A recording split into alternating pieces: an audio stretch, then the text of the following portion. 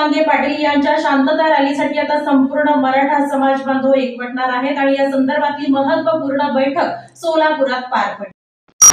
मराठा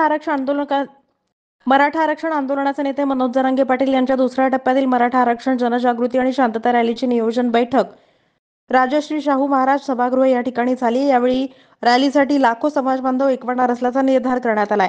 या ठिकाणी संपर्क कार्यालयाचे उद्घाटन करण्यात आले। प्रस्तावनेमध्ये प्राध्यापक गणेश देशमुख यांनी मराठा आरक्षणासंदर्भात प्रभावी भूमिका बजावणारे मनोज जरांगे पाटील हे दुसऱ्या टप्प्यातील रॅलीची सुरुवात सोलापुरातून करणार आहेत असं सांगून 7 ऑगस्ट ही तारीख निश्चित करण्यात आली आहे।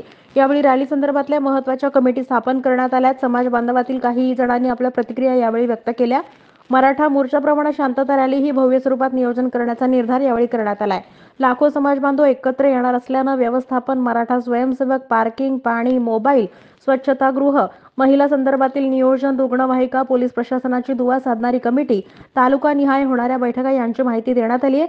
सोलापूर शहरातील बैठका या 1 तारखेपासून सुरू होणार आहेत। या बैठकीला माऊली पवार, प्राध्यापक गणेश देशमुख, आर.डी. जाधव, महादेव गवळी, श्याम गांगुर्डे, प्रकाश ननवरे, संजय जाधव, प्राध्यापक शिवाजी शिंदे, जीवन यादव, जयप्रकाश इंगळे, आबा नवगिरे, प्रशांत देशमुख, आबा सावंत, विश्वास चौरे, सुरेश जगताप, युवराज खुळे, शिवाजी चापले, मारुती सावंत, प्रकाश ननवरे, दत्ता जाधव, प्रियंका डोंगरे, वैभवी पवार, देवा घुले, दिनकर जगदाळे यांच्यासह अन्य महिला भगिनी उपस्थित होत्या।